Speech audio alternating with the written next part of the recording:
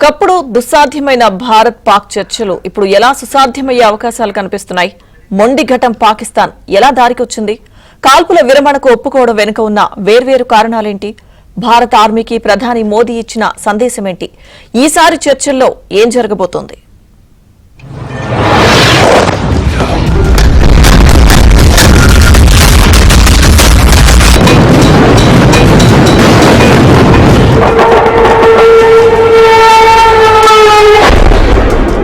సోమవారం మధ్యాహ్నం భారత్ పాకిస్తాన్ మధ్య సైనిక అధికారుల స్థాయి చర్చ జరుగుతున్న వేళ ఈసారి కఠినంగా వ్యవహరించాలని దేశ ప్రజలు కోరుకుంటున్నారు. ఉగ్రవాద దేశంలో పాకిస్తాన్ మారిపోయిన తరుణంగా నిషేధిత ఉగ్రవాదులను భారత్ కు రప్పించే తరుణం ఆసన్నమైందని జనం అంటున్నారు. 1999 का कंदाहार प्रकरण का हाफिज सईद अजहर मसूर जिंदा है. 2001 का पार्लियामेंट अटैक इन्होंने किया था. 26/11 मुंबई पर इन्होंने किया था. पहलगाम में भी ये लोगों का कहीं न कहीं से हाथ था, क्योंकि रेजिस्टेंस फ्रंट ये लश्कर तैयबा का ही एक संगठन है जो ग्रे लिस्ट से निकलकर उनको फंडिंग होते रहे, इसलिए नाम बदलकर और सेकुलर नाम रखने की उन्होंने जो कोशिश की थी. तो लश्कर तैयबा, ये रेजिस्टेंस फ्रंट, जमीतुल, ये सारे जो है आज भी है और ये जिंदा है. सैफुल्लाह पहलगाम का मास्टरमाइंड जिंदा है, अजहर मसूद जिंदा है, हाफिज सईद जिंदा है, सलाउद्दीन जिंदा है. बिल्डिंग ये तोड़कर हमने हासिल कर लिया है क्या जो हमारा लक्ष्य था? ऐसे कई सवाल उठते हैं और कुत्ते की दुम है पाकिस्तान. నిజానికి కాల్పుల విరమణ ఒప్పందానికి ముందు భీకర దాడులతో పాకిస్తాన్ను భారత్ భయపెట్టింది. ముఖ్యంగా పాకిస్తాన్లోని సైనిక స్థావరాలపై బ్రహ్మోస్ క్షిపణిని భారత్ ప్రయోగించిందని, దీని దెబ్బకే ఆ దేశం భయపడిపోయిందని అంటున్నారు. దీనివల్లే కాల్పుల విరమణకు అంగీకరించి చర్చలకు వస్తోంది అని చెబుతున్నారు. భారత రాజధాని ఢిల్లీ లక్ష్యంగా ఫతహ్ క్షిపణిని కూడా పాక్ ప్రయోగించింది. దీన్ని భారత్ కూల్చివేసింది. అయితే ఎంత సంయమనం పాటించినా పాకిస్తాన్ దుందుడుకు చర్యలు ప్రదర్శించింది. దీంతో భారత్ ప్రతీకార దాడులు చేసింది. భారత్ హ్యూమర్ గైడెడ్ బాంబులతో పాటు స్టాల్స్ క్షిపణి కాకుండా BrahMos super sonic cruise missile కూడా ప్రయోగించింది. భారత్ బ్రహ్మోస్ దెబ్బకు పాక్ వాయుసేన స్థావరాలు కకావికలమయ్యాయి. పాకిస్తాన్లోని రఫీక్, మురీద్, చక్లలా, రహీం యార్ ఖాన్, సుకూర్, చునియన్, పర్సూర్, సియాల్కోట్ స్థావరాలపై భారత్ దాడులు చేసింది.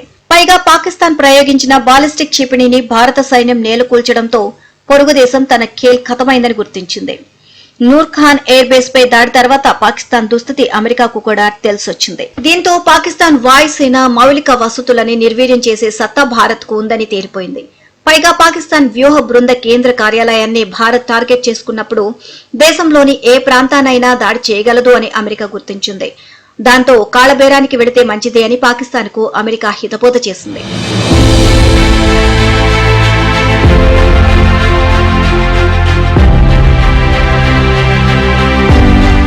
ఆర్థిక సమస్యలు కూడా పాకిస్తాన్ కు ప్రతికూలంగా మారాయి. దక్షిణాసియాలో బాంబులు, క్షిపణుల కంటే IMF, వరల్డ్ బ్యాంకే పవర్ఫుల్ అని చెప్పక తప్పదు. బాంబులు, క్షిపణుల మోత కొనసాగుతుండగానే అంతర్జాతీయ ద్రవ్యనిధి IMF పాకిస్తాన్ కు 9,000 కోట్ల రూపాయల సాయాన్ని ఆమోదించింది. ఆ నిధులకు అనేక షరతులు ఉన్నాయి. సబ్సిడీలు తగ్గించాలని, ఇంతవరకు పన్ను పరిధిలోకి రాని వారిపై ట్యాక్సులు వేయాలని, పాకిస్తాన్ రూపాయి పతనాన్ని అడ్డుకోవాలని సూచించింది. వాటన్నిటికీ మించి ప్రత్యక్ష, పరోక్ష యుద్ధం పాకిస్తాన్ కు అంత శ్రేయస్కరం కాదు అన్న సందేశం కూడా అందులో ఉంది.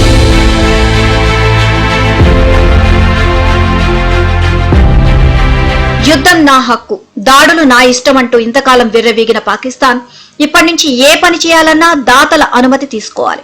నియంత్రణ రేఖ దగ్గర ఆర్మీ కమాండర్లను నిల్చోబెట్టి 4 కాల్పులతో షో చేసినంత గొప్పగా పాకిస్తాన్ తన రుణదాతలను సంతృప్తి పరచలేకపోతోంది. IMF, వరల్డ్ బ్యాంక్ లాంటి ప్రత్యక్ష దాతలు మన కంటికి కనిపిస్తుండొచ్చు. సౌదీ అరేబియా, ఎమిరేట్స్ లాంటి దాతలకు కూడా వివరణ ఇవ్వాల్సి ఉంటుంది.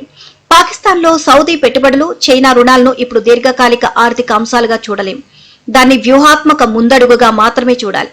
ఎందుకంటే ఇచ్చిన సొమ్ము పాకిస్తాన్ అభివృద్ధికే వినియోగించాలి తప్పితే ఉగ్రవాద మూకలను కూర్చోబెట్టి మేపడానికి వాడకూడదు అని షరతు పెట్టారు.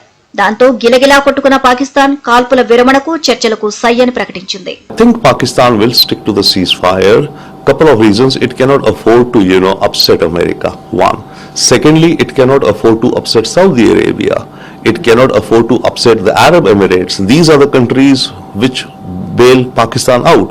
So Pakistan will stick to the ceasefire notionally largely, but at the same time there are elements within the Pakistan army who can be rogue elements, and there's another aspect to it. China is not very happy with the ceasefire, especially China had no role, and it seems that Pakistan is again, at least becoming overly friendly to Pakistan.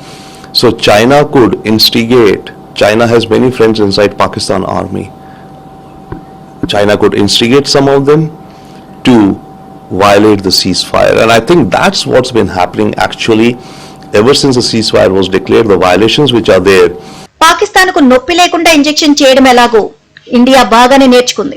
ఎక్కడ పూర్తి స్థాయి యుద్ధాన్ని కొనసాగించడం లేదు. 3 సార్లు surgical దాడులు నిర్వహించి ఉగ్ర మూకలను మట్టుబెట్టినా తప్పు తన మీద లేకుండా చూసుకుంది. పాకిస్తాన్ లోని సామాన్య ప్రజలపై దాడులు చేయలేదని, ఉగ్ర మూకలను మాత్రమే ఏరివేస్తున్నామని ప్రకటించింది. దాంతో పాకిస్తాన్ కు దిక్కు తోచడం లేదు. అమెరికా సైతం పాకిస్తాన్ కు కాస్త దూరం జరిగే ప్రయత్నంలో ఉంది. చైనాను నిలువరించడం, పాకిస్తాన్ తో వాణిజ్యాన్ని పటిష్టం చేసుకోవడం, అందరూ తన మాట వినే స్థితికి తీసుకురావడం మాత్రమే అమెరికా ఆలోచిస్తోంది.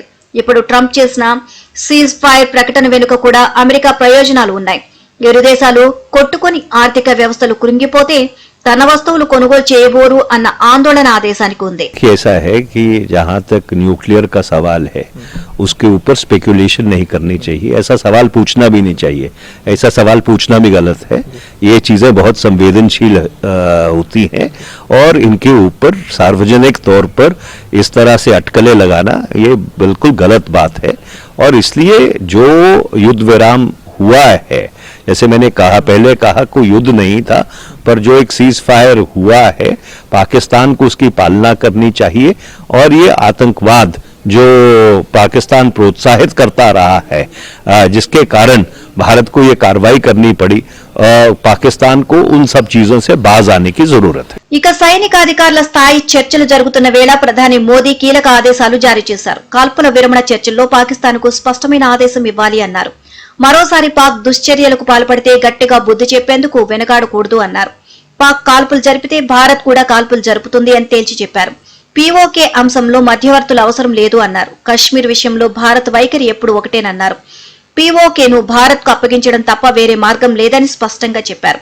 మరి ఈ అంశాన్ని భారత ఆర్మీ అధికారులు ప్రస్తావించినప్పుడు పాక్ వైపు నుంచి ఎలాంటి రెస్పాన్స్ వస్తుందో చూడాలి.